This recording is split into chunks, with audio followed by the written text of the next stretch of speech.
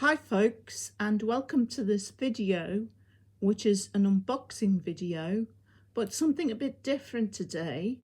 It's the HM-K1 digital handheld microphone by Movo.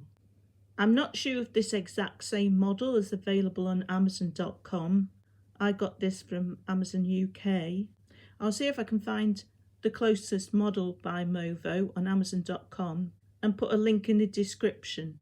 And as ever folks, I'd be much obliged if you use that link if you decide to purchase one of these, as it helps the channel. So it says on the box, cardioid polar pattern. What does that mean, Paul? Well, that means it's sensitive mainly to sound coming from the front. Compatible with iOS and Windows.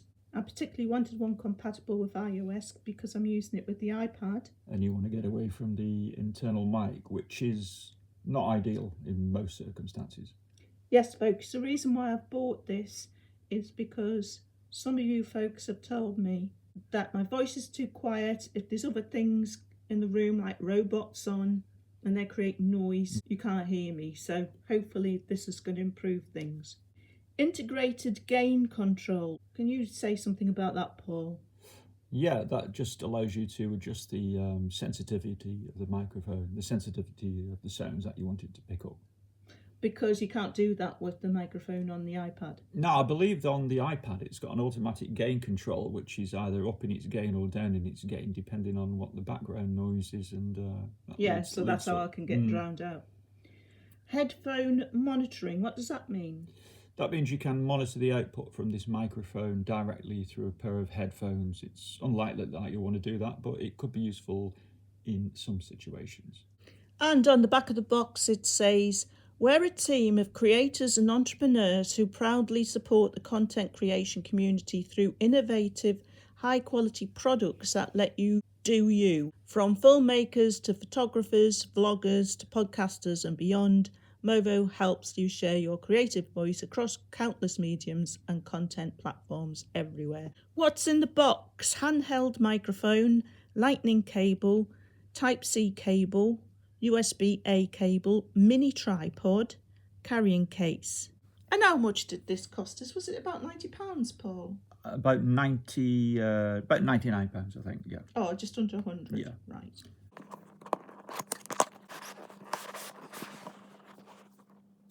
So that about... I don't know, are you happy or are you not happy? Today I'm pretty happy because I've got a new microphone. So we've got a slim little manual here. Carry case here.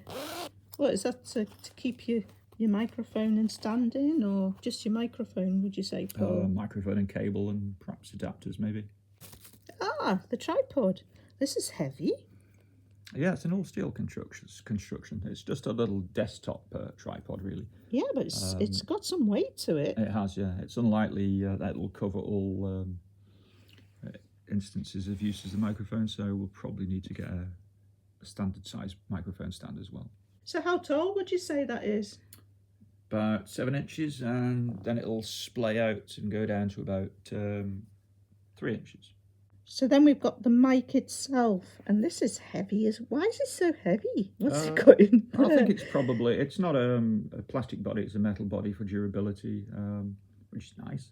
And notice it's a handheld form, because we chose a handheld form because we thought it would give us more versatility rather than a desk mounted one. So we've got our gain dial there, and then we've got volume. That adjusts the volume that comes out of the socket, the monitoring socket, which is the round one. Right. The other socket is the actual output to your iOS or Android device or computer. So what's this, Paul, that you've just handed me? That's a microphone adapter. So the microphone actually fits into it like this, and then this screws onto the stand. All right. Or in fact it could screw onto a larger floor stand as well. Right. So next we've got these 3 cables. What are those, Paul? These are all eventualities. They've all got a USB C-type connector on one end, which is what plugs into the back of the microphone, and then the other end on this one it plugs into it's a lightning connector. It plugs into the iPad. The iPad. This cable is a USB to USB C, so that would be microphone to Android, wouldn't it? Yeah. Right. And this one is a USB-C to standard USB connector, so that would be back of the microphone, output of the microphone to the a Windows laptop. And these are the last two items in the box. What are these for? That's a threaded adapter, so that you can put that in the centre of there in place of that one, so it fits different microphone stands. Right. And this looks like it's quite a strong, dense rubber plug, which I think goes on the back of the microphone like this. You want to use it for some reason. I'm not quite sure why you'd want to use it. Maybe if you're outside, give you a bit of weatherproofing. So we're going to do a test of the microphone. So at the moment I'm just using the microphone on the iPad. The built-in microphone. The built-in microphone. We've got Luna here, who's quite chatty. And we've got the Ibos, who can be quite noisy as well. As you can hear, Rocket's crying. So this is what our voices sound like using the inbuilt microphone. So we're different distances away as well, aren't we? You're closer to it, and yeah, because often, often you're further away and people can't hear you at all. It can be very difficult filming when the microphone's built into the appliance as well. You want sound and vision in different places. Yeah.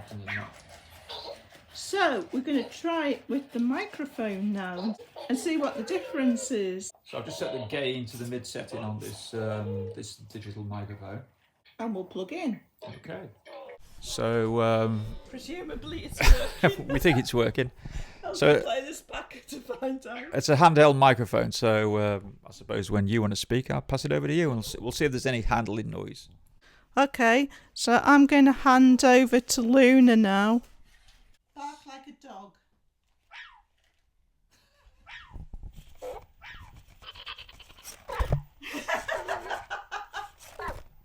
Okay, we'll play that back for ourselves and see what this sounds like then. Okay, let me just try another test dictation in here. Mary, Mary had a little lamb. Its fleece was white as snow. White as snow. Okay. I can't believe what these three have done. They've got... There was... All three balls were there and all three robots were on the balls. Now there's two balls there and three robots. I wish I'd seen them do it, but we're too focused on watching the video we just recorded to see what the microphone was like. Back in now, and we were really, really pleased with that when we played it back.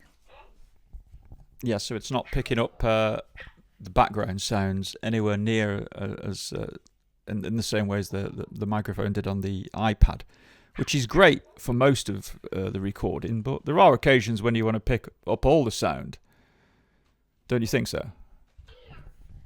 Yeah, but with these sort of situations, when we made videos of these three robots, where people complained the most about not being able to hear us.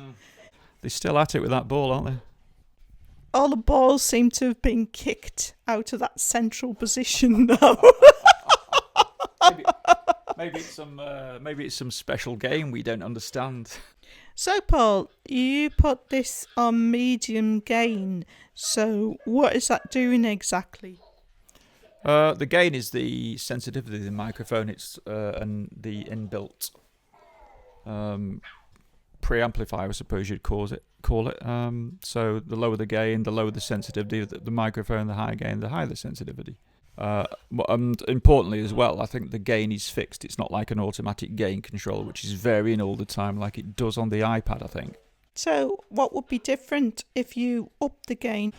It's something that's worth playing around with. Obviously, if you reduce the gain, you can speak closer to the microphone itself. Instead of speaking from 6 inches away, you might speak from 1 inch away, and it might pick up more detail in your voice if you reduce the gain.